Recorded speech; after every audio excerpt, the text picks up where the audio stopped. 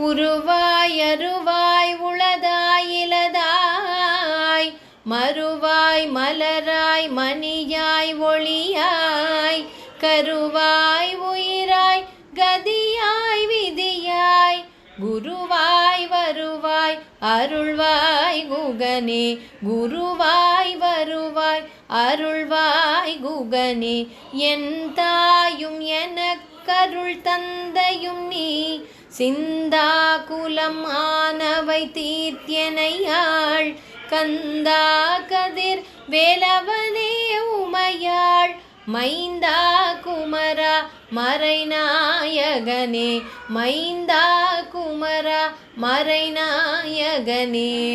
திருச்சிற்றம்பலம். காரைக்கால் அம்மையாருடைய திருவரலாற்றினை சிந்தித்தோம். அன்னை அருளி செய்த அற்புத திருவந்தாதி 100 பாடல்கள், அவற்றில் 21 பாடல்களை சிந்தித்திருக்கின்றோம். இன்றைக்கு 22வது பாடலிலிருந்து சிந்திக்க இருக்கின்றோம். இந்த பாடல்களை நாம் சிந்திக்க சிந்திக்க இறைவன் மேல் அன்பு பல்கி பெருகுகின்றது. ஒரு ஆனந்த நிலையை நம்மால் உணர முடிகின்றது.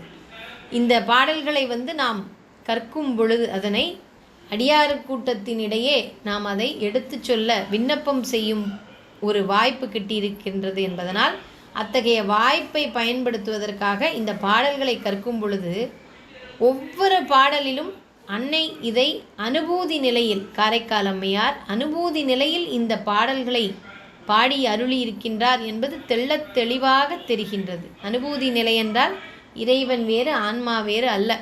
அத்தகைய ஒரு நிலையில் இறைவனை அனுபவித்த ஒரு ஆன்மாவால் தான் இத்தகைய அன்பில் தோய்ந்த பாடல்களை அருளச் செய்திருக்க முடியும் என்பது தெளிவாக தெரிகின்றது. இன்றைக்கு 22வது பாடல். வந்திதனை கொள்வதே ஒக்குமிவ்வாளரவின்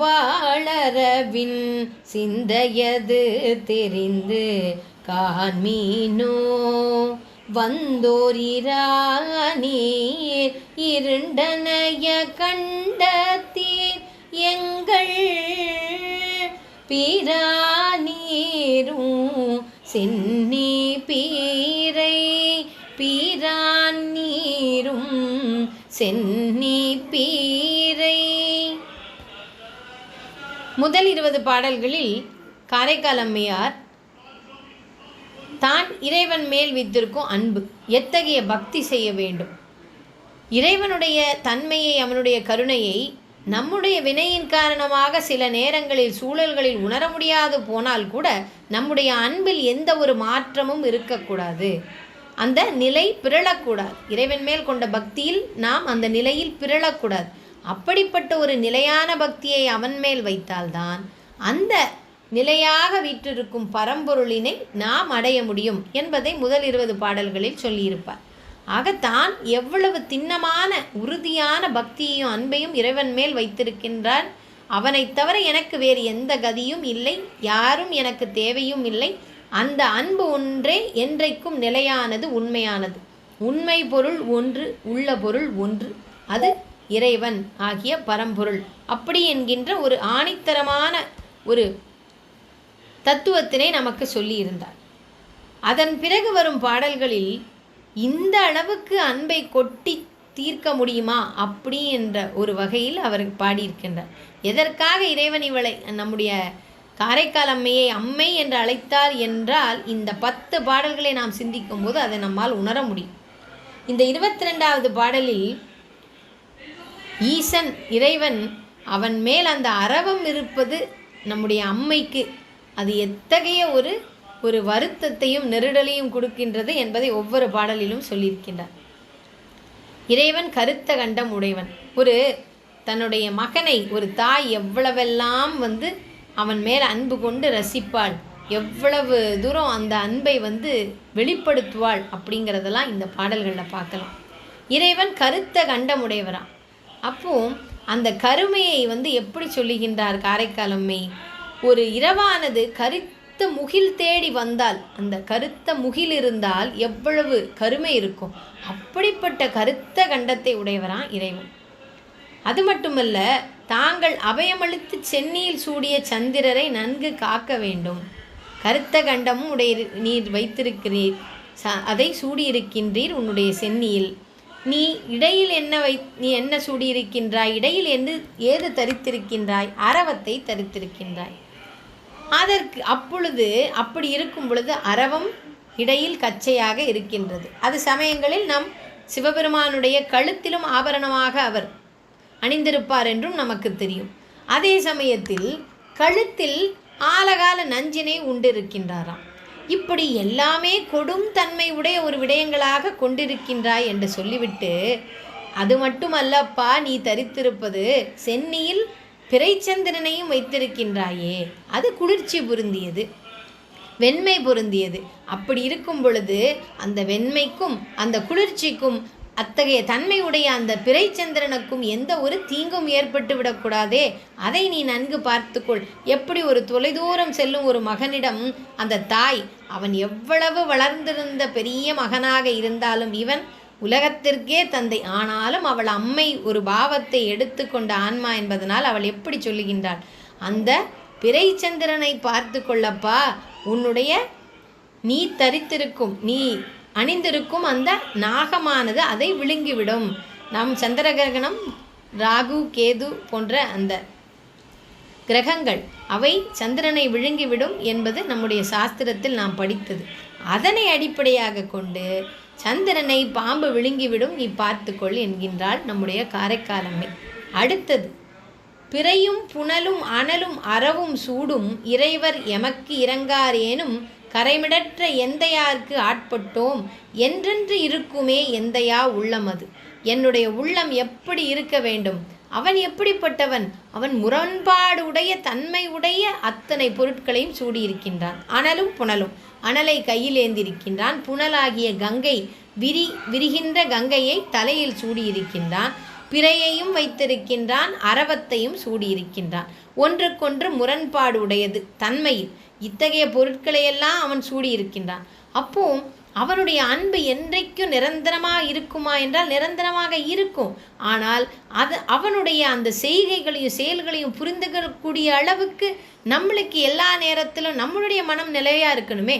அப்படி நிலை தவறிவிட்டால், அந்த நேரத்தில் இறைவன் மேல் நம்பிக்கை இல்லாமல் போய்விட்டால், ஏன் அவன்தான் பித்தனாயிற்றே, இப்படி முரண்பாடுடைய விடயங்களையெல்லாம் சூடியிருக்கான் அப்படின்ட்டு ஒரு நம்மளுக்கு அவன் மேலே ஒரு அச்சமோ அவநம்பிக்கையோ ஏற்பட்டு விட்டால் என்ன செய்யலாம்? அதற்காண்டி என் உள்ளம் அப்படி இல்லை, நமக்கும் சொல்லுகின்றாள், உங்களுடைய உள்ளமும் அப்படி இருந்துவிடக்கூடாது. அவனை என்றைக்கும் ஐயம் அவன் மேல் கொண்டு விடாதீர்கள். உங்களுடைய உள்ளத்தில் என்றைக்கும் அவனை தந்தையாக நினையுங்கள், அவனுடைய அன்புக்கு பாத்திரமானவர்களாக இருங்கள், அவன் மேல் மாறாத அன்பு கொள்ளுங்கள். எந்தையார்க்கு ஆட்பட்டோம், அவனிடம் அடிமை பூண்டு விட்டோம், அவ்வளவுதான். அவன் இப்படி எதிர்முதிருமான விஷயங்களெல்லாம் வைத்திருக்கிறானே, இப்படி ஒரு கோலம் தரித்திருக்கிறானே. எப்படி நம்முடைய காஞ்சனமாலை மீனாட்சி அம்மைக்கு இறைவனை மணமுடிக்கும் பொழுது இறைவன் தன்னுடைய மகள் எப்பேற்பட்ட அழகுடையவள், அவள் இந்த உலகங்களுக்கும் அரசி, அவளுடைய மாப்பிள்ளையானவர் இதே கோலத்தை தானே காஞ்சனமாலையும் நினைத்து அவளும் வருத்தம் கொண்டிருந்தாள். அந்த சமயத்தில் இறைவன் மாப்பிள்ளை கோலம் கொண்டு அவனுக்கு ஈடான ஒரு அழகுடைய ஆண்மகன் இந்த உலகிலும் இல்லை என்று நிரூபித்தானே. அப்போ அவனுக்குள் அனைத்தும் அடங்கி இருக்கிறது. அதனால் எந்த ஐயமும் கொள்ளாதீர்கள், அவனிடம் அடிமை பூண்டுங்கள், அவன் மேல் அன்பு வையுங்கள், அவனுக்கு ஆட்பட்டு விட்டோம், ஒரே சிந்தை, அதை விட உள்ளத்தில் வேற சிந்தையே உங்களுக்கு வேண்டாம் அப்படின்னு சொல்கிறார் நம்முடைய காரைக்காலம்மையார். அடுத்த பாடலில், இதுவன்றே ஈசன் திருவுருவம் மாமாறு, இதுவன்றே என்றனக்கோர் சேமம், இதுவன்றே மின்னும் சுடர் உருவாய் மீண்டாய் என் சிந்தனைக்கே இன்னும் சுழல்கின்ற திங்கு, இன்னும் சுழல்கின்ற திங்கு. இந்த பாடலில் இறைவனுடைய உருவத்தை சொல்லி அது நமக்கு கொடுக்கும் பாதுகாப்பை சொல்லுகின்றார். இதுவன்றே ஈசனுடைய திருவுருவம். இப்படி இந்த உருவத்தில் உள்ள விடயங்களை எல்லாம் நமக்கு தெளிவாக சொல்லிவிட்டார். அதனால் அதில் ஐயம் கொள்ளாதீர்கள் என்றும் சொல்லிவிட்டாள். இதுதான் ஈசனுடைய திருவுருவம். ஆமாறும் இதுவன்றே என்றனக்கோர் சேமம், இதுவே திருவண்ணமாகும், இதுவே அவனுடைய ஜோதி நிலை, இதுவே அவனுடைய திருவுருவம், இதுவே எனக்கு சேமத்தை தரக்கூடியது. அதனால் மின்னும் சுடர் உருவாய் மீண்டாய், மின்னும் ஜோதி நிலையில் அவன் வீற்றிருக்கின்றான், ஜோதி பிழம்பாக. அதுதான் இறைவனுடைய ஜோதி என்பது அப்பழுக்கு அற்றது. அது நமக்கு அது தூய்மை வடிவானது. அதில் ஐக்கியமாகும் அனைவருக்கும் அந்த தூய்மை வடிவினை கொடுப்பது. அதனால் எண்ணி எண்ணி பார்க்கின்ற என் மனநிலையில் மின்னும் சுடர் உருவாய் மின்னுகின்ற ஜோதி வடிவாகி மேலும் விழி நிலையில் சுழன்று கொண்டுள்ளது என்று இறைவனுடைய அந்த ஜோதி பிழம்பாக அவன் வீற்றிருக்கும் அதுதான் இறைவன். அவனுடைய இந்த ஆபரணங்கள் எல்லாம் வெளித்தோற்றத்திற்கு நமக்கு தெரிகின்றது. எல்லா உயிர்களுக்கும் அவன் தந்தை என்பதை உணர்த்துவதற்காகவும் அவன் ஒன்றாய் உடனாய் வேறாய் தன்மை உடையவன். அவன் ஒன்றாகவும் இருப்பான், உயிர்கள் அனைத்து பிரபஞ்சத்தில் வியாபித்திருப்பான். அவன் நம்மோடு இருக்கின்றான். அவன் உடனாக ஒவ்வொரு பொருளிலும் அவன் இல்லை என்றால், அவன் அந்த பொருளின் உடன் இருந்து அதை ஆட்டுவிக்கவில்லை என்றால், ஆட்டுவித்தால் ஆரொருவர் ஆடாதாரே என்று நாவுக்கரசர் பாடியிருப்பார். அப்படி அவன் ஆட்டுவிக்கவில்லை, நமக்கு அவன் அறிவுறுத்தவில்லை என்றால் நம்மால் எதையுமே செய்ய முடியாது. அந்த வகையில் அவன் உடனாயிருந்து அறிவுறுத்துகின்றான், ஒன்றாயிருந்து நம்மை இயக்குகின்றான். ஆனால் வேறாக நின்று, தன்மையில் வேறாக நின்று, இதிலெல்லாம் கலவாத தன்மை உடையவனாய் அவன் நிலைபொருளாக இருக்கின்றான். அப்படி இறைவன் ஜோதி பிழம்பாக இருப்பதனால் தூய்மை வடிவினன் அவன். அந்த ஜோதியில் நாமும் கலக்கலாம். அவன் அத்தகைய மேலானவன். இதுவே அவனுடைய உருவம். ஆக அந்த சின்னங்களை எல்லாம் நினைத்து இது மட்டும்தான் அவன் உருவம் என்று நினைத்து விடாதீர்கள். அதுவும் அவன் உருவம்தான். ஆனால் அவனுடைய அந்த சொரூப நிலை என்பது அவன் ஜோதி பிழம்பாக வீற்றிருக்கின்றான். அதனை உங்களுடைய சிந்தனையில் நிலைநிறுத்துங்கள். அது விழிநிலையில் சுழன்று கொண்டுள்ளது என்று சொல்லுகின்றார் நம்முடைய காரைக்காலம்மையார். இந்த ஒரு நிலையில் நம்முடைய கச்சியப்ப சிவாச்சாரியார் கந்த புராணத்தில் முருகப்பெருமான் மீது ஒரு துதி, அருமையான துதி, அவன் உருவம் அருவுருவமாய் முருகன் வீற்றிருப்பதை சொல்லியிருப்பார். அந்த பாடலை சிந்திக்கலாம். அருவமும் உருவம் ஆகி அநாதியாய் பலவாய் ஒன்றாய் பிரம்மமாய் நின்ற சோதி பிழம்பதோர் மேனியாகி கருணை கூர்முகங்களாரும் கரங்கள் 12 கொண்டே, கருணை கூர்முகங்களாரும் கரங்கள் 12 கொண்டே ஒரு திருமுருகன் வந்து ஆங்குதித்தனன் உலகம் உய்ய, ஒரு திருமுருகன் வந்து ஆங்குதித்தனன் உலகம் உய்ய, உதித்தனன் உலகம் உய்ய. திருச்சிற்றம்பலம், முருகாச்சரணம். அப்படி இறைவனுடைய உருவம், அருவுருவம், திருவுருவம் எல்லாவற்றையும் காரைக்காலம்மையார் நமக்கு அவளுடைய தரிசனத்தை நமக்கு காண்பிக்கின்றார். அடுத்த பாடலில் இன்னும் அவளுடைய அம்மையினுடைய பாசத்தினுடைய உச்சத்தை வெளிப்படுத்துகின்றார். 25வது பாடலில், இங்கிருந்து சொல்லுவது எம்பெருமான் எண்ணாதே, எங்கும் பலதிரியும் எத்திரமும் பொங்கிரவில் ஈம வனத்து ஆடுவதும் எண்ணுக்கு என்று ஆராய்வோம் நாம் அவனை காணலுற்ற ஞான்று. இவ்வளவு சிறப்புடையவன், அழகுடையவன், எந்த உருவத்தை வேண்டுமானால் எடுப்பவன். இருந்தாலும் அவன் சுடுகாட்டில் இடுகாட்டில் ஆடுகின்றானே என்று தன்னுடைய மகனை யாராவது குறை சொல்லிவிடக்கூடாது என்பதற்காக இந்த பாடல்.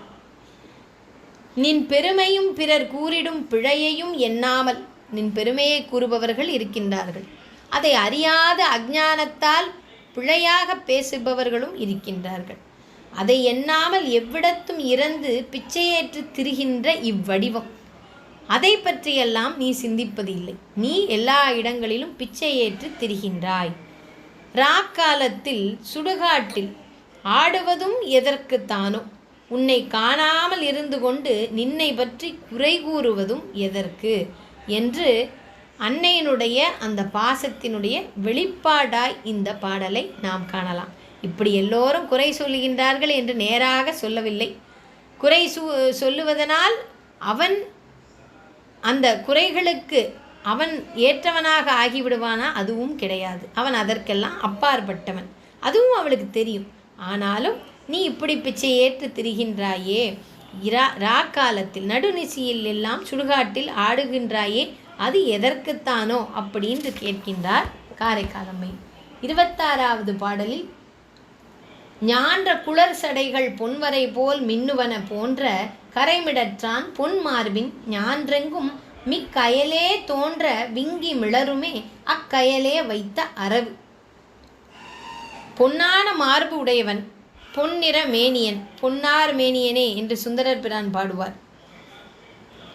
அப்படிப்பட்ட இறைவன் மாலைகள் சூடியிருக்கின்றான். கொன்றை மலர் மாலைகள் சூடியிருப்பார். அரவுகளும் விளங்கி புரளுகின்றன. அந்த மார்பில் தொங்குகின்ற குளர் சடைகள் பொன் மலை போல மின்னுகின்றனவாம். அவைகளை கொண்ட அந்த பெருமானின் பொன்மேனியில் சிறிது வேறுபாடாய் தோன்றுகின்றது. எது? பொன்னான மார்பில் மாலைகளும் இருக்கின்றன. அதே அவனுடைய சடைகள் மலை போல இருக்கின்றனவாம். அவனுடைய மார்பில் மாலைகள் இருக்கின்றனவாம். அவனுடைய மேனி பொன் போன்று இருக்கின்றதாம். அதே சமயத்தில் அதில் அரவுகளும் அங்கே புரளுகின்றன என்று இந்த பாடல். 27வது பாடல் அரவம் ஒன்று ஆகத்து நீ நயந்து பூனேல் பரவித் தொழுதிறந்தோம் பன்னாள் முரணழிய ஒன்னாதார் மூவையிலும் ஓரம்பால் எய்தானே பொன்னாரம் மற்றொன்று பூன். அந்த அரவத்தை பார்த்து இவ்வளவு பாடல்கள் அந்த அரவம் இருக்கின்றதே என்று சொல்லி சொல்லி பார்க்கின்றார். இந்த காலகட்டத்தில் ஒரு தாயானவள் இந்த குழந்தைகளிடம் நேரடியாக சொன்னால் அவர்கள் கேட்கவே மாட்டார்கள். இருந்தாலும் தாய் உள்ளம் தன்னுடைய குழந்தைகளிடத்தில் சொல்லிக்கொண்டே இருக்கும். அதனால் நீ இப்படியெல்லாம் அழகு இருக்கிறதே உனக்கு, ஆனாலும் அந்த அரவத்தை மட்டும் நீ ஏன் வைத்திருக்கின்றாய்? முதலில் என்ன சொன்னால், அந்த அரவம் உன்னுடைய சக்தியிடம், சிவசக்தி ரூபமாக இறைவன் இருக்கும் பொழுது அர்த்தநாரி கோலத்தில் சக்தி அவனோடு ஒன்று இருக்கின்றாள். அந்த சக்தியின் மேல் இந்த பாம்பு சென்று விடக்கூடாது என்று முதலில் சொன்னாள். அதற்கப்புறம் என்ன சொன்னாள்? பொன் போன்ற மேனி உனக்கு எதற்கு அரவம் என்றாள். மற்றைய மாலைகள் சூடியிருக்கின்றாலே இந்த பாம்பு மாலை எதற்கு என்று கேட்டாள். மற்றையோர் உன்னை குறை சொல்லக்கூடுமே என்று கேட்டாள். சந்திரனை விழுங்கிவிடக்கூடாதே அந்த அரவம் என்று சொல்லி பார்த்தாள். எதற்கும் இறைவன் கேட்டவாடில்லை. இப்பொழுது நேரடியாகவே சொல்கின்றார். முப்புற அரக்கர்களை எரித்தவன், அத்தகைய வலிமை பொருந்தியவன் நீ. 3 புறங்கள் இருக்கின்றன, 3 கோட்டை. ஆனால் அதை ஒரே அம்பால் எய்தியவன் அல்லவா நீ. மும்மதில்களையும் எய்தி அதை ஓரம்பை கொண்டு எய்தியவனே. உன் திருமேனி மேலே ஓர் அரவினையும் நீ விரும்பி அணியாதே. வேறொரு பொன்னாபரணத்தை பூண்பாயாக. நீ நயந்து நீ அணிகின்றாய், நீ விருப்பத்தோடு அணிகின்றாய். உனக்கு விருப்பு வெறுப்பு என்பதே இல்லை. அதனால்தானே நீ இத்தகைய முரண்பட்ட தன்மைகளுடைய பொருட்களையும் நீ ஏந்தி கொண்டிருக்கின்றாய். ஆனால் எனக்கு அச்சமாக இருக்கின்றதே. ஒன்னாதார் மூவையிலும் ஓரம்பால் எய்தானே பொன்னாரம் மற்றொன்று பூன். நீ வேறு ஒரு ஆபரணத்தை தரித்து கொள்ள மாட்டாயா? அரவத்தை நீ தரித்திருக்கின்றாயே. அரவம் ஒன்று ஆகத்து நீ நயந்து பூனேல் பரவித் தொழுதீர் அந்தோம் பன்னாள். எனக்கு ஆனால் அச்சமாக இருக்கின்றதே என்று சொல்லுகின்றார் காரைக்காலம்மையார். பூனாக ஒன்று புனைந்தொன்று பொங்கதலின் நானாக மேல் மிளிர நன்கமைத்து கோள் நாகம் பொன்முடி மேல் சூடுவதும் எல்லாம் பொறியிலி ஏற்கு என் முடிவதாக இவர். பூனாக ஒன்று புனைந்தொன்று பொங்கதலின். இறைவனாகி இப்பிரான் கொலைத்தன்மை கொண்ட நாகப்பாம்பினை அணிந்தவர், ஆபரணமாக கொண்டிருக்கின்றார். மற்றொரு பாம்பை அறையில் உடுத்தி கச்சையாக உடுத்தியிருக்கின்றார். புலித்தோல் ஆடை மேல் கச்சாக இறுக கட்டியுள்ளாராம். நானாக மேல்மிளிர நன்கமைத்து கோள் நாகம் பொன்முடி மேல் சூடுவதும் எல்லாம் பொறியிலி ஏற்கு என் முடிவதாக இவர். 3வதாக ஒரு அரவினை அழகிய திருமுடியில் சுற்றியுள்ளாராம். ஆக 3 அரவங்களை அவர் சூடியிருக்கின்றார். மாலையாக 1, திருமுடியில் ஆபரணமாக 1, இடுப்பில் கச்சையாக 1. இவரின் இச்செயல்கள் தாம் அறிவில்லா எனக்கு என்ன முடிவினை தரும் என்று கேட்கின்றார் காரைக்கால் அம்மையார். இவரை பொருள் உணர மாட்டாதார் எல்லாம் இவரை இகழ்வதே கண்டி. இவரை பற்றி இவரை உணராதவர் இவரை இகழத்தான் செய்வார்கள். தன்னுடைய குழந்தை எத்தகைய அந்த குழந்தையிடம் உலகத்தாருக்கு அவன் கல்வி கல்லாதவன் இல்லை, அவனுடைய குணங்களில் சில குறைகள் இருக்கலாம், அவன் சில சுட்டிகையாக இருக்கலாம், இப்படி எத்தனையோ விடயங்களை ஏன் நம்முடைய கண்ணபிரானையே பார்த்துருக்கிறோமே. கிருஷ்ணன் எத்துணை சேஷ்டைகளில் அவன் ஈடுபட்டிருப்பான். ஆனால் யசோதைக்கு என்றைக்குமே அவளுடைய அந்த கண்ணனின் மீது எல்லையில்லாத பாசம் இருக்கும். மற்றையவர்கள் அவனை பற்றி குறை சொன்னாலும் கண்டிப்பது போல வருவாள். ஆனால் அவன் கண்ணனுடைய அந்த அழகான முகத்தை, அன்பு நிறைந்த அந்த பால்வடியும் முகத்தை கண்டவுடன் அவளுக்கு அவளுடைய கோபமெல்லாம் மறைந்துவிடும்.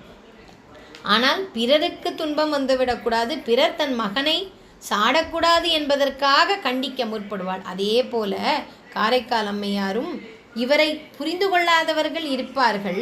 தாமரை மலரின் வண்ணம் கொண்ட திருமேனியில் சிவனார் இடுகாட்டு திருநீற்றை பூசி எலும்பை ஆபரணமாக கொண்டார். முதல் அரவம் என்பது ஆபரணம், அடுத்தது எலும்பு மாலை.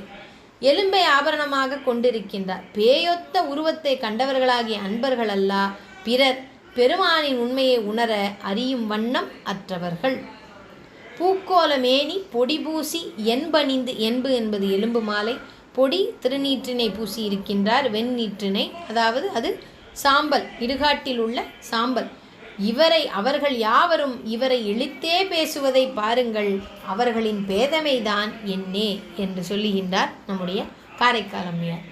பிறர் அறியலாகா பெருமையரும் தாமே, பிறரறியும் பேருணர்வும் தாமே, பிறருடைய என்பே அணிந்திரவில் தீயாடும் எம்மானார் வன்பேயும் தாமும் மகிழ்ந்து. பிறர் அறியலாகா பெருமையரும் தாமே, பிறரால் அறிய முடியாத பெருமை உடையவர் நீர். மற்றையவர்கள் இவரை குறை சொன்னாலும், இவரை பற்றி புரிந்து கொள்ளாமல் வேறு விதமாக பேசினாலும் அவர்களுக்கு அது அஞ்ஞானம். ஏனென்றால் இறைவனுடைய தன்மைகளை முழுவதும் உணர்ந்தவர்கள் யார்தான் இருக்கின்றார்கள்? யாராலுமே அது முடியாது. அத்தகைய தன்மையன், இன்ன தன்மையன் என்று உணர முடியாதவன் என்று சுந்தரர் பெருமானே பாடியிருக்கின்றார். இன்ன தன்மையன் என்றறிவொன்னா எம்மான எளி வந்த பிரானை அப்படின்னு சுந்தரர் பெருமான் பாடுவார். ஆனால் அவன் எளிவந்த பிரானா, எம்மான் எனக்கு எளிமையாக வந்தான். அப்படி அவன் மேலே ஒரு ஐயம் திருவி இல்லாத அன்பு வைத்து விட்டால் அவன் எளியவன், அந்த அடியார்களுக்கு அவன் எளிமையானவன். அப்படி வன்மை கொண்ட பேய்களோடு தாமும் கூடும் மகிழ்ந்து மற்ற தேவர்களின் எலும்பை புனைந்து கொண்டு மயான தீயில் கூத்தியற்றும் பெருமானார் ஒருவரே. இவர் இத்தகைய செயல்களை செய்கின்றார் என்று மற்றையவர்கள் குறை சொன்னாலும் இத்தகைய செயல்களை வேறு யாராவது செய்வாரா? யாராவது இந்த அளவுக்கு நிலையில் இறங்கி எல்லாவற்றிலும் கலந்தும் கலவாமலும் இருக்க முடியுமா? யாராலுமே முடியாது. அத்தகைய பெருமான் இவர் ஒருவரே. அவர் அன்பற்ற பிறர் அறிதற்கு இயலாத பெருமையனார். பிறர் அறியும் பேர் உணர்வும் தாமே, பிறருடைய என்பே அணிந்திரவில் தீயாடும் எம்மானார். அறியும் உணர்வாகவும் இருக்கின்றார், அறிவாகவும் இவர்தான் இருக்கின்றார். ஆனால் அதனை அறிய கொள்ள முடியாத ஒரு பெருமையாகவும் இவர் இருக்கின்றார். பிறர் தம்மை அறிதற்கு பெரிய பட்டறிவு பெற்ற பேரறிவாளராக இருப்பவரும் அவரே ஆவர். அதாவது பல்கலைக்கழகமும் அவர்தான், அதில் கொடுக்கக்கூடிய பட்டமும் அவரே தான். அந்த பல்கலைக்கழகத்தினுடைய வேந்தராகவும் ஆசிரியராகவும் இருப்பவரும் அவரே தான். அப்படிப்பட்ட இந்த ஆன்மீக அறிவுக்கு முதலோனாக வீற்றிருக்கின்றான் இந்த சிவபெருமான். அதாவது சிவஞானத்தை சொல்லுகின்றார், மெய்ஞானம், மெய்ப்பொருள். 31வது பாடல். மகிழ்ந்தி மடநெஞ்சே மானுடரில் நீயும் திகழ்தி பெருஞ்சேமம் சேர்ந்தாய், இகழாதே யாரன்பே ஏனும் அணிந்து உழல்வாருக்கு ஆட்பட்ட பேரன்பே இன்றும் பெருக்கு. பேரன்பாக இறைவன் இருக்கின்றான், இன்னும் பெருக்கு. எப்படி நாம் ஆடிப்பெருக்கு சொல்லுவோம்ல, அதே போல் இறைவன் மேல் உள்ள அன்பு அதற்கு ஒரு சேச்சுரேஷன் பாயிண்ட் அப்படிங்கிறதே அதற்கு கிடையாது. அதில் சலிப்பே தட்டாது. அப்படி அந்த அன்பானது பல்கி பெருகி கொண்டே இருக்கணும். அதற்குத்தான் என்றைக்கும் நாம் ஞான நூல்களை ஓதிக்கொண்டே இருக்க வேண்டும். இறைவன் புகழ் பாடிக்கொண்டே இருக்க வேண்டும். அடியார் கூட்டங்களோடு இணைந்து கொண்டே இருக்க வேண்டும். மகிழ்தி மடநெஞ்சே மானுடரில் நீயும், அறியாமையையே உடைமையாக கொண்டு விளங்கும் நெஞ்சே. மடநெஞ்சம் என்றால் அறியாமையை கொண்ட நெஞ்சம். கல்வி கல்லாதவர்கள் எல்லாம் மட நெஞ்சம் உடையவர்கள் என்று அர்த்தமல்ல. உண்மை கல்வி, மெய்ஞானம், மெய்ப்பொருளை உணராதவர்கள், அறியாமையில் அகப்பட்டு கொண்டிருப்பவர்கள், தனக்கு அப்பாற்பட்ட ஒரு சக்தி இருக்கின்றது, அந்த சக்தியிலிருந்து நாம் அதை வேண்டினோம் என்றால் நமக்கு அது அன்பினை தரும், அப்படி என்று உணராதவர்கள்தான் மடநெஞ்சு. நீ பண்டு துன்புற்றாய், அதை உணராத வண்ணம் நீ துன்புற்று இருக்கின்றாயே. இஞ்ஞான்று மகிழ்கின்றாய், பேயாகி போனோமே இனி தாழ்ந்த நிலையே தமக்கு என்று அஞ்சிய நீயும் மானிடரை போன்று சிறப்பு கொண்டு விளங்குகின்றாய்.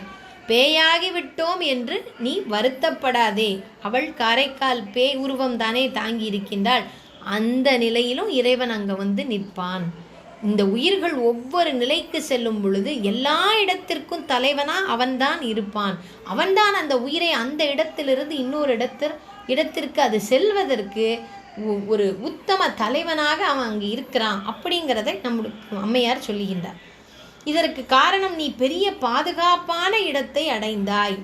இகழாதே யார் அன்பே ஆனும் அணிந்துழல்வார்க்கு ஆட்பட்ட பேரன்பே இன்றும் பெருக்கு. எவர் எலும்பு ஆயினும் அது தொடுவதற்கும் உரித்தன்று. பிறர் இகழ்வது போல அதனை அணிந்து கொண்டு ஊர்தூறும் பிச்சைக்கு திரிகின்றாய். கண்டத்தில் அழகான நீலமணி ஒத்த கருப்பினை விளக்கும் அடையாளமானது இவ்வெண்மதி நம்மை அழித்து விடுமோ என்ற அச்சம் இருளுக்கு ஏற்பட்டு பற்றி கொண்டதை ஒக்கும். இந்த மாறுபாடுடைய முரண்பட்ட அந்த கருத்த கண்டம், அந்த வெண்மை பொருந்திய மதி, இவற்றையெல்லாம் இறைவன் சூடியிருப்பதன் பின்னால் உள்ள தத்துவங்களை உரையாசிரியர் நடராஜனையா அவருக்கு இறைவன் உணர்த்தியதை இங்கு எழுதியிருக்கின்றார். பிறர் இகழ்வது போல அதனை அணிந்து கொண்டு ஊர்தூறும் பிச்சைக்கு திரிகின்றாய். கண்டத்தில் அழகான நீலமணி ஒத்த கருப்பினை விளக்கும் அடையாளமானது இந்த வெண்மதி நம்மை அழித்து விடுமோ என்ற அச்சம் இருளுக்கு ஏற்பட்டு பற்றி கொண்டதை ஒக்குமா. இறைவன் பேரொளி பிளம்பு, அவன் ஜோதி வடிவனானவன். ஆக அந்த இருள் கூட அவனிடம் போய் தஞ்சம் அடைந்து விடுமா. அதற்கு கூட தஞ்சம் கொடுப்பவன் இறைவன். அப்போ நமக்கெல்லாம் தஞ்சம் கொடுக்க மாட்டானா? எல்லாவற்றுக்கும் அவன்தான் முடிந்த முடிவு. அதனால் அவனை எந்த ஒரு ஐயம் திருப்பி இல்லாமல் பற்றுங்கள் அப்படின்னு சொல்லுகின்றார் நம்முடைய காரைக்கால் அம்மை. பெருகொழிய செஞ்சடை மேல் பிள்ளை பிறையின் ஒரு கதிரே போந்து ஒழுகிற்று ஒக்கும் தெரியின் முதற்கண்ணான் முப்புறங்கள் அன்றறித்தான் மூவா நுதற்கண்ணான் தன்மார்பின் நூல். பெருகு ஒளிய செஞ்சடை மேல் பிள்ளை பிறை ஒரு கதிரே போந்து ஒழுகிற்று ஒக்கும் தெரியின் முதற்கண்ணான் முப்புறங்கள் அன்றே எரித்தான் மூவா நுதற்கு அண்ணான் தன் மார்பின் நூல். இவர் எல்லா பொருள்களுக்கும் முதலாய் உள்ளவர். உயிர்களுக்கு கண் ஒப்பானும் முதற்கண்ணான். அவன் உயிர்களுக்கு நுதற்கண்ணான். பண்டு முப்புறங்களை எரி உண்ணச் செய்தவன். கண் என்ற ஒரு ஒற்றை சொற்றொடரை வேறு வேறு இடங்களில் வேறு வேறு பொருளில் பயன்படுத்தியிருக்கின்றார் நம்முடைய காரைக்கால் அம்மையார். உயிர்களுக்கு கண் போன்றவன், முப்புறங்கள் எரி உண்ணச் செய்தவன், நெற்றி கண்ணான சிவபெருமான். அவர் திருமார்பில் முப்புறு நூல் இருக்கின்றது. செம்மையாய் விளங்கும் அடர்ந்த சடையின் மேல் உள்ள இடம்பிறையின் ஒரு கதிரானது கீழ் இறங்கியதை போன்றதாம். ஆக இவர் எலும்பு மாலை மட்டும் அணியவில்லை, முப்புரி நூலையும் அணிந்திருக்கின்றார். இவர் நெற்றிக்கண் உடையவர். சூரியன், சந்திரன் மற்றும் ஜோதி பிழம்பு இவை அனைத்தும் முக்கண்ணனாக உடைகின்றார். இவரே முதற்கண்ணாக இந்த உலகத்தில் உயிர்களுக்கெல்லாம் ஒப்பற்ற தலைவனாகவும் இருப்பவர். முப்புறங்களை ஆணவம், கண்மம், மாயை என்ற மும்மலங்களையும் அதையும் எரித்தவர் இந்த ஆன்மாவுக்குள் இருக்கும். அவருடைய அந்த ஜோதி பிழம்பில் ஆன்மா அடைக்கலம் புகுந்தால் இந்த மும்மலங்களை அது எரித்துவிடும் என்பதை இந்த பாடலில் இன்னும் அழுத்தம் திருத்தமாக இந்த உலகத்தில் உள்ள அத்துணை ஒளி பொருந்திய பொருட்களுக்கும் ஒளி எங்கிருந்து வருகின்றது? சிவபிரானிடமிருந்து வருகின்றது. அந்த சிவஞானத்திலிருந்து, மெய்ஞானத்திலிருந்து, மெய்ப்பொருளிலிருந்து அது என்றென்றைக்குமே அணையாத ஒரு பெரும் ஜோதி. அதனால் அது தூய்மை வடிவானது, உண்மை வடிவானது. அதில் எந்த மலங்களுமே இல்லை. அப்பொழுது அதற்கு முடிவும் ஆரம்பமுமே அதற்கு கிடையாது. ஆக அதிலிருந்து தான் அனைத்தும் வந்தது. அடைக்கலமாகவும் அங்கேயே சென்று சேருங்கள் என்கின்றார். நூலறிவு பேசி நுழைவில்லாதார் திரிக நீல மணிமிடற்றான் நீர்மையே மேலு வந்தது எக்கோலத்தும் எவ்வுருவாய் எத்தவங்கள் செய்வார்க்கும் அக்கோலத்து அவ்வுருவேயாம். இவ்வளவு நேரம் அவனுடைய உருவத்தை பற்றியெல்லாம் முதலில் விளக்கினார்கள். அதற்கப்புறம் அந்த உருவத்தில் யாரும் குறை கண்டு விடுவாரோ என்று சொல்லி அதை ஜோதி வடிவம்னு சொன்னாங்க. அதற்கப்புறம் அந்த ஜோதி வடிவத்தின் உள்ள சிறப்பெல்லாம் சொல்லி அதனோடு சென்று அடைக்கலமாகுங்கள் அப்படின்னு சொன்னார்கள். எலும்பு மாலை மட்டும் அணிந்தார் என்று நினைத்து விடாதீர்கள், அரவத்தை மாலை அணிந்தவன் என்று நினைத்து விடாதீர்கள். அவன் வேத முதல்வன், அதனால்தான் அவன் முப்புரி நூலையும் அணிந்திருக்கின்றானும் என்றும் சொன்னார்கள். அவன் மும்மலங்களை ஒடுக்க வல்லவன் அழிக்க வல்லவன் எல்லாம் சொல்லிவிட்டு இந்த உருவத்தில்தான் இருப்பான் என்று நினைத்து விட்டீர்களா? இல்லை. நீங்கள் எந்த உருவத்தை நினைத்தீர்களோ, எத்தவத்தை எந்த மார்க்கத்தை நீங்கள் பின்பற்றுகின்றீர்களோ அந்த உருவமாகவே வருவான் அவன் அப்படின்னு சொல்கிறார். நூலினை கசடரக் கற்று அதனால் விளையும் அறிவையே பெரிதாக எண்ணி வீணாக பயனில்லாத பேசுகளை பேசி உண்மையான நல்லறிவு உலகத்தில் புகாதவர்கள். நூலறிவு மற்றும் ஒரு முடிந்த முடிவாகி விடாது. அதையும் தாண்டி இறைவனிடம் சரணடையும் தன்னுடைய இந்த தான் என்கின்ற ஆணவத்தையும் முனைப்பையும் அவனிடம் ஒப்புவிக்கும் ஒரு தன்மை வேணும். அவன்தான் மேலான கற்றோன், அவன்தான் இந்த ஆன்மீக கல்வி, அந்த உலகியல் கல்விக்கு அப்பாற்பட்ட இந்த ஆன்மாவிற்கு தேவையான அந்த ஒரு கல்வி. அதை கற்க வேண்டுமென்றால் உண்மையான நல்லறிவு உலகத்தில் அவர்கள்தான் புக முடியும். அப்படி புகாதவர்கள் ஒரு பயனுமின்றி திரிந்து கொண்டே இருக்கட்டும், இந்த உலகச் சூழலிலேயே இருக்கட்டும். நீலமணி மிடற்றான் நூலறிவு பேசி நுழைவில்லாதார். அந்த நூலறிவு பேசுபவர்களுக்கு இங்கே நுழைய முடியாது. நீலமணி மிடற்றான் நீர்மையே மேல் வந்தது, ஒரு பயனுமின்றி அவர்கள் திரிந்து கொண்டிருப்பார்கள். நீலமணி மிடற்றானின் பெருமையால் அவனை உவந்து வழிபடுவதாவது எக்கோலத்து எவ்வுருவாய் எத்தவங்கள் செய்வார்க்கும். அவனை எக்காலத்திலும் எக்கோலத்திலும் எவ்வடிவாகவும் எண்ணி எத்தகைய தவம் இயற்றுபவர்களாயினும் அவன் அக்கோலத்திலேயே அவ்வடிவினனாகவே வந்து அருளுவான். எக்கோலத்து எவ்வொருவாய் எத்தவங்கள் செய்வார்க்கும் அக்கோலத்து அவ்வுருவே ஆம் இறைவன் என்று சொல்லுகின்றார். ஆமாறும் அறியாவே வல்வினைகள் அந்தரத்தே நாமாள் என்று ஏத்தார் நகர்மூன்றும் வேமாறு ஒருகனையால் செற்றானை உள்ளத்தால் உள்ளி அருகனையாதாரை அடும். மெய்மை நெறிக்கேதுவாம் தன்மையை வரும் வலிய வினைகள் அறியா விண்ணில் நம் ஆள் என்று எண்ணி வணங்கி போற்றதார்களாகிய முப்புற அசுரர்களை வானத்தில் பறந்திடும் அவர்களின் கோட்டைகளை ஒரு கணை எய்து அழித்தவன் மனத்தால் தியானித்து அவனை சென்று கண்டு வணங்காதாரர்களை அவ்வினைகளை அல்லல் படுத்தும். அவனை சென்று நாம் அடைக்கலம் புகவில்லை என்றால் வினைகள் நம்மை அண்டும். அவனை அடைக்கலம் புகுந்து விட்டோம் என்றால் வினைகள் நம்மை அண்டாது. ஆண்டவனிடம் அடைக்கலம் புகுங்கள், வினைகள் அண்டாது என்று சொல்லுகின்றார் நம்முடைய காரைக்கால் அம்மையார். அடுங்கண்டாய் வெண்மதி என்று அஞ்சி இருள் போந்து இடம் கொண்டு இருக்கின்றது ஒக்கும் படம்கொள் அணிமிடற்ற வேள்வாய் அரவசைத்தான் கோல மணிமிடற்றான் உள்ளமறு. அடுங்கண்டாய் வெண்மதி என்று அஞ்சி இருள் போந்து படத்தையும் அழகிய கழுத்தையும் நீண்ட ஆழமான வாயையும் உடையவனாகிய பாம்புகளை அணிகலன்களாக கொண்ட சிவனின் நீலமணி கண்டத்து கருப்பு அடையாளமானது. இறைவன் என்றால் கருத்த மிடற்றான், அதுதான் அவனுடைய அடையாளம். அணிமிடற்ற வேள்வாய் அரவசைத்தான். இந்த வெண்மணி நம்மை அழித்துவிடும் என்ற இருளானது ஈண்டு வந்து அவ்விடத்தை பற்றி ஆண்டே இருப்பது போல இருக்கும். அந்த இருள் அவனை பற்றி கொண்டதான். அந்த வெண்மை தன்னை எதுவும் செய்துவிடக்கூடாதுன்னு. அப்போது நம்முடைய அறியாமையாகிய அந்த இருளையும் அவனிடம் செல்லும் பொழுது அந்த அறியாமையை அவன் என்ன செய்வான்? அந்த ஆணவம் கண்மம் மாயை அவன் ஒடுக்கி விடுவான்.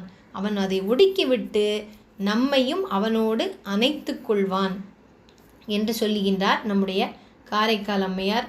அடும் கண்டாய் வெண்மதியென்று அஞ்சி இருள் போந்து இடம் கொண்டு இருக்கின்றது ஒக்கும் படம்கொள் அணிமிடற்ற வேள்வாய் அறவசைத்தான் கோலமணிமிடற்றான் உள்ள மறு என்று சொல்லி இன்றைக்கு 35வது பாடலுடன் இன்றைய பகுதியை நிறைவு செய்கின்றோம். இதுகாரும் இறைவனுடைய திருவுருவத்தின் வாயிலாக அந்த உருவத்தையும் தாண்டி அவனுடைய அன்பையும் அவனுடைய பராக்கிரமத்தையும் ஆற்றலையும் தன்மையையும் அவனுடைய மெய்ஞானத்தையும் நமக்கு விளக்கியமைந்த காரைக்கால் அம்மையாருடைய திருவடிகளை பணிந்து வணங்கி நம்முடைய தேவி உபாசனா சத்சங்க அடியார் பெருமக்கள் பரமேஸ்வரன் ஐயா அனைவருடைய திருவடிகளையும் வணங்கி நாம் இன்றைக்கு நிறைவு செய்கின்றோம்.